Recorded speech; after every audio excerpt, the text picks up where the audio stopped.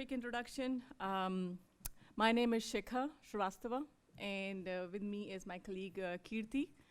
We are from IBM, and what we wanted to discuss was how we handled 100 plus more charts, probably 200 or 500 charts, how we managed to bring that in a single catalog for an easy, consumable way for our end users, for our end clients. So that's the problem we wanted to discuss. It's more about how you present it in the right way for the customers so they understand what charts are those, what categories are those, which ones they need, etc. So it was more about organization, good UX for the end user, and we saw our operator IO hub in the previous talk if you were here. We had like a catalog of Helm charts that we created for our end users. So let's dive right into it. Just setting the stage, and I know I need to stay here. So container adoption is growing, as you all know. We are all into it, that's why we are here. And there are several benefits of it, which we don't have to go in this talk. But that actually led to us deciding what we want to use for packaging those containers, those Kubernetes artifacts that we want to bring to the customers. And we went with Helm. To give the context, we thought that it'll be best to start from what drove us. We are at IBM, we have a solution, which is a Kubernetes-based solution, IBM Cloud Private. As you know, Red Hat and IBM is one now, and we're using OCP under the covers. But this is one solution we wanted to discuss, where Kubernetes is OCP Kubernetes, and rest is all same as what was with the IBM Cloud Private. The important one is the one at the top here, which is all our enterprise content. There are a lot of enterprise content that IBM has. MQ, ODM, WebSphere. We had the mission to containerize all of these middlewares and make it run on a Kubernetes environment. It was Kubernetes provided by ICP, now it's OCP. It can be any other Kubernetes, but the way we went about was to use Helm, and that was the right decision from our part because that actually helped simplify quite a bit for us. And that's this chart. So I'm probably reading ahead of my charts. So standardization was based on Helm. It manages a lot of complexities, and you'll see besides values.yaml, we introduced our own, some of our own YAML files to make sure that charts are easily consumable. Easy updates, simple sharing, rollbacks, able to manage the Helm releases, so on and so forth. And we have a demo if we get time to show that as well. This is kind of the scale that we were dealing with. It was not only charts from IBM, it was more about our business partners, our ecosystem that we wanted to standardize and make it almost one single UX possible for them. So, having all these charts, making it consumable for customers so that they don't need to struggle with what are the charts available that are storage related or networking related or application related. We came up with some of the guidance or the not checkpoint, but guidance and certification criterias or governance criteria that we put together to make sure that all the charts follow very specific criteria or guidelines and that made it very useful for our customers. First was organization of the charts. We wanted our charts to be organized really well. So if you are really using AMD 64 architecture, then you can go and filter what's available for AMD 64 from our catalog, which looks very similar to the operator IO hub. Similar install and upgrade experience. Anybody who actually has tried installing the Helm charts, which I'm sure all of you, there are certain key parameters required by MQ versus CockroachDB versus some other database or some other objects. So those are the things we wanted to make standard as to these are the parameters you specify and you deploy it. Operational experience. Once you deploy the Helm charts, it created the releases. The Kubernetes artifacts were created. What we went further ahead was to make sure that when you deploy the charts, you'd get the simple operational services out of the box. For example, monitoring. So you deploy the services, your pods are registered, and your metrics are flowing into Prometheus and into the Grafana. You have metering usage data. It flows into the usage service that we have, and you can see the usage. So one-stop shop deployment, and you get access to all the operational services as well. CI/CD pipeline, of course, this is the most important one, where we had linting enabled. We had to make sure there are certain criteria for the test automation enabled to make sure our charts were well qualified for production. And then, of course, there was governance, which was checkpoints and making sure that the charts were really good quality, production quality. Okay, so with that, Kirti, if you want to come over, and we'll describe what each of these different criteria, how we enable these, and if we have time, we'll go to the demo at the end. Thanks, Shikha, and good morning, everyone. So as our chart ecosystem grew, the first area that we focused on is organization. With growing number of charts, quick search, discovery, and filtering of the charts is highly critical. And the way we addressed it in our organization is effective ways to organize charts. These are some best practices that we came up with to add on top of Helm best practices.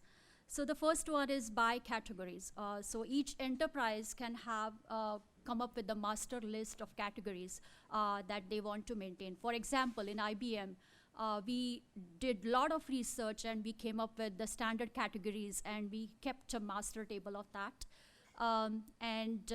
That are categories like DevOps, integration, data, analytics, then there may be blockchain, AI. So these are emerging categories, and you can tag your Helm charts, and keyword is the specification that we use to tag these Helm charts. Second, by Helm repositories. So each business unit in the enterprise can have their own repository. So that way it's easy to organize the charts. We started with that.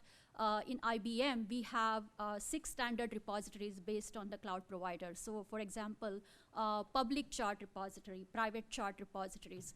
Then we have paid contents, which is paid charts or the entitled charts repository. So that's another way to organize it. By supported architecture, as Shikha pointed out, there are your chart, which architecture does it support? So it's very critical for the end user to understand your chart supports Intel, Power, Z, and in IBM, we support multi-arch images. So basically, this was important as well. By charts maturity level, beta, tech, preview, limited use, commercial use, these are some of the criteria that we came up for the maturity level. Enforce chart naming convention in the organization. Though it sounds very simple, but it was very critical as a number of charts grew in the organization. So some of the best practices that we put together on top of Helm, standard practices is our chart always starts with the organization name, and also we follow the extensions, which are dev, prod, test, evaluation. So end user knows, okay, so this particular chart is for development purpose only. This particular chart is for production purpose only.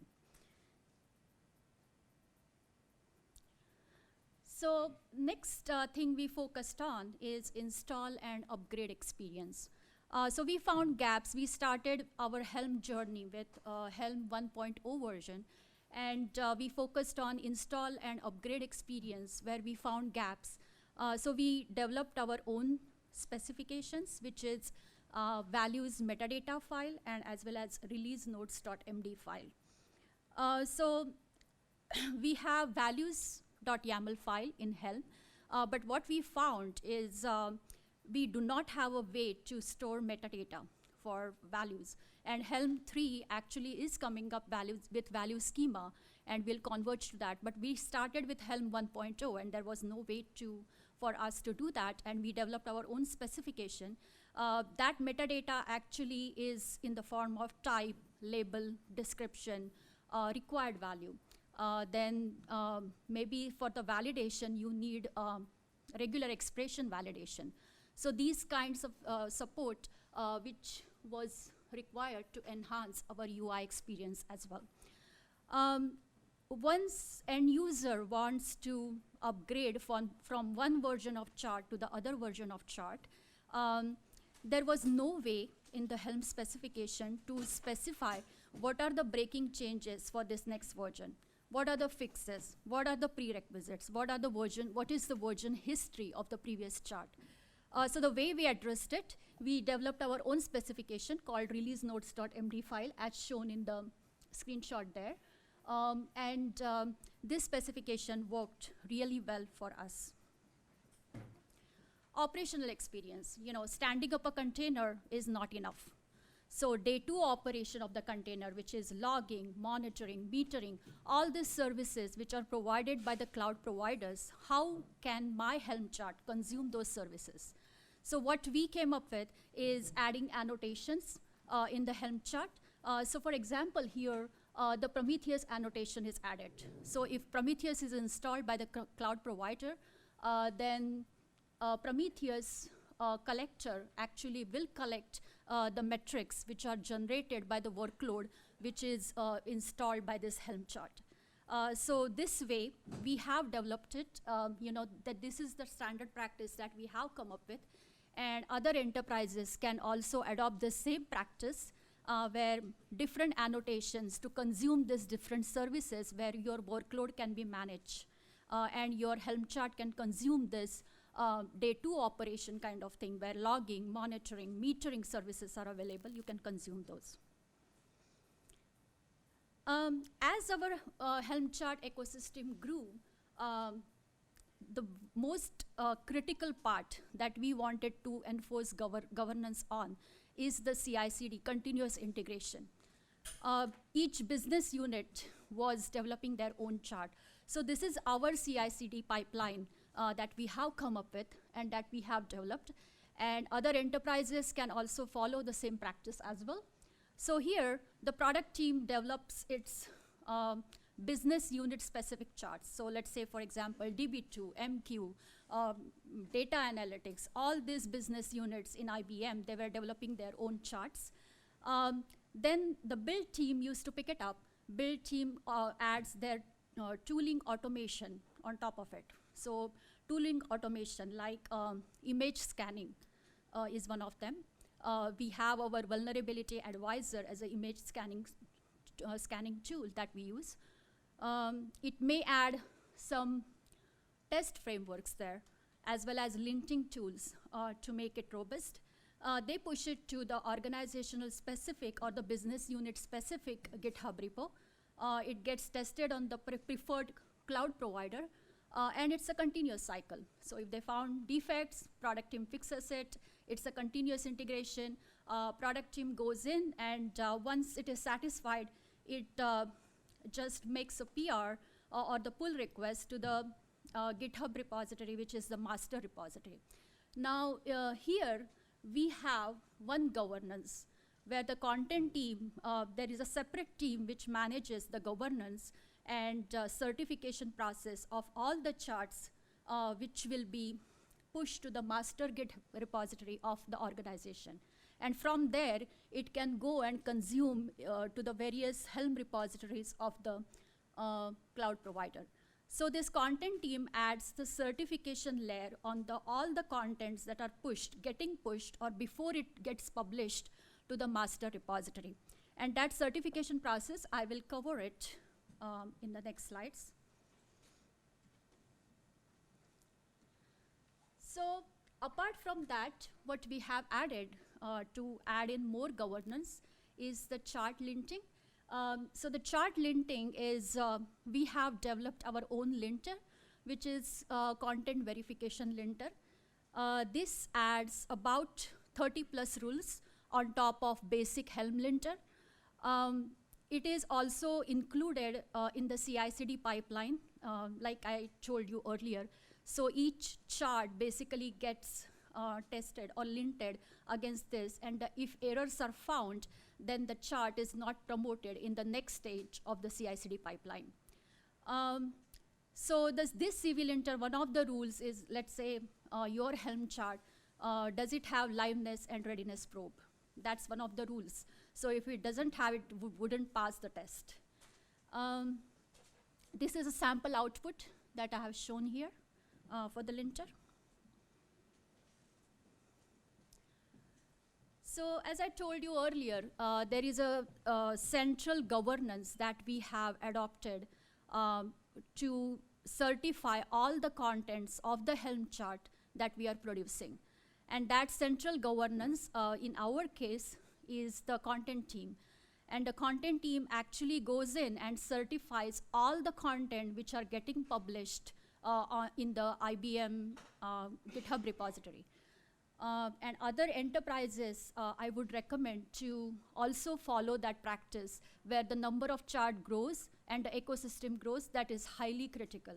So how do you, so the criteria that for the certification are listed here, and this is the checklist that we follow. And sometimes, you know, it's overhead for the development or the test teams, but it is required. And believe me or not, this system works if the number of chart grows. Security and compliance in the case where, you know, the image scanning tool, you know, make sure your Helm chart images are scanned. There are no vulnerabilities there in the security scanning. That's one of the criteria. Workload availability, is your workload self-healing? Is there automatic failover possible for your workload? Lifecycle management, is upgradability followed for your workload? Or the lifecycle management is one of the aspects of it. Management and operations, so logging, monitoring, metering, is it consumable? Is your Helm chart making sure that all these services are consumable with this workload, and workload is getting all these services out of the box? Quality and support, as well as this is important as well. And based on that, our content team goes in and certifies the chart as level 1, level 2, or level 3. Level 1 certification is the basic criteria to be onboarded in IBM catalog or any catalog. And that needs to happen. And if that is not there, then your chart is not promoted to the IBM catalog. So these are some of the practices that we have come up with and that work for us, and hopefully for your enterprise and your organization, these practices will work as well. With this, I'll hand it over to Shikha. I think we have 3 minutes for the demo. Yes, so, yeah. All right, let's see if the demo gods are with us.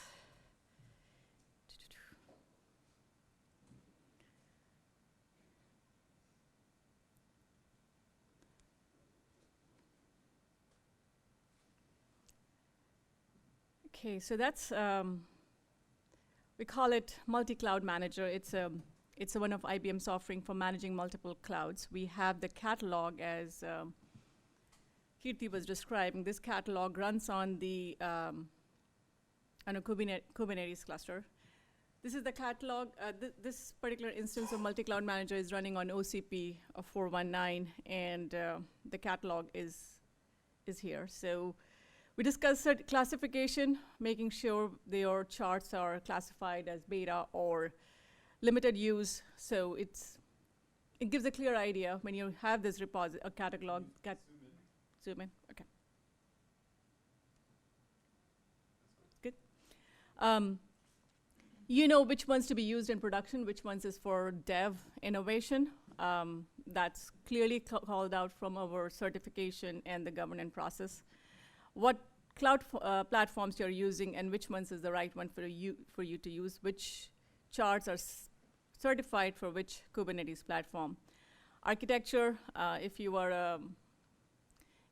a Z shop, you just probably need to go here and filter all the charts that are Z supported. This is again about what kind of chart this is. Some of them are IBM terminology, which makes a lot of sense to us, where you can filter the set of charts that are part of a cloud pack. The repositories, they are the Helm repo. We have multiple Helm repos available, and they come from the products or they come from external sources. We also have a way in the catalog to add external repositories as well. And then read all. So read all is everything.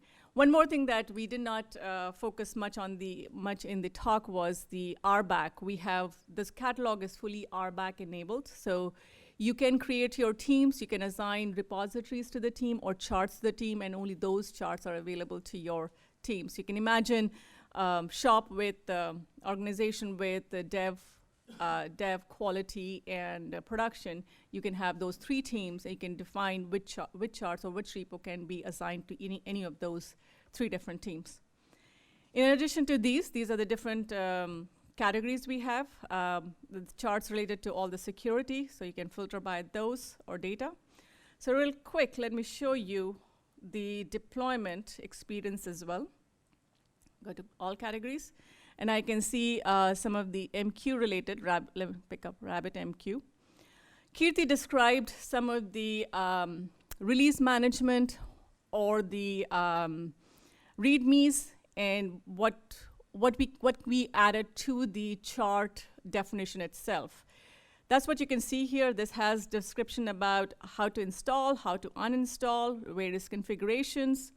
It's all available. What really this helps with is a new user getting started with the Helm, getting started with Kubernetes, easy to understand what's part of this chart, how to define different values, and start installing it. So you can go configure.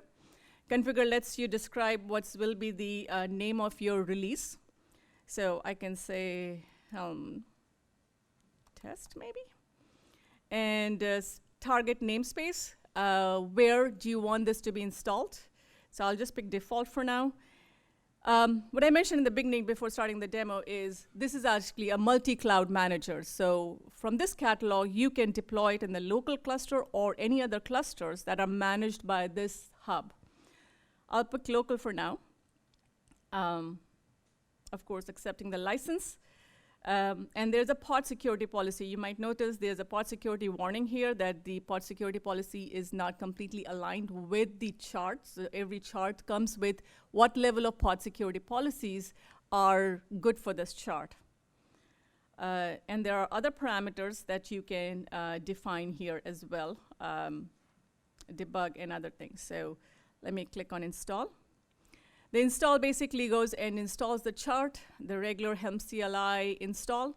Once installed, you can see the Helm releases associated with it. One other thing that I want to point out real quick here is when you're looking at these Helm releases, these are all the Helm releases from all different clusters that are registered here. But this is the one that I just installed, and you can see it's running. Maybe I can demo real quick. We have this handy-dandy visual web terminal that we have experimented with. So kubectl get pod. And the one that maybe I should just go to the namespace. Oh, here it is. So that's the one I just deployed, and it's up and running. So a consumable, really well-consumable catalog of Helm charts that handles governance certification for 100+ charts from IBM, different products inside IBM and business partners in the ecosystem that we go through. So that's what we wanted to show. Any questions? I don't know if we have time for questions, but any questions that Kirti and I can address? Yep. Well, when you selected the namespace in the screen before this, where you want to deploy, you actually selected that before selecting the cluster? How can you know what namespaces you have available? Sure. So it was, if you notice, that was actually a collection of all the namespaces across all the clusters. So I could have taken the cluster first and then go back to the namespace. Okay. Yep. And default exists in all of them. Yeah. So, yeah.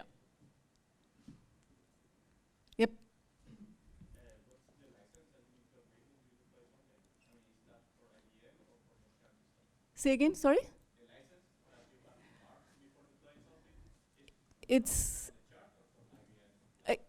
the chart. So the chart is IBM chart, then it's the license from IBM. If the chart is coming from a third party or from some other business partner, it's their license. Yep. So there's a whole ecosystem that we have where we do collaborate with the business partners and third parties where we bring their charts as repositories and Helm charts that you can use from the catalog.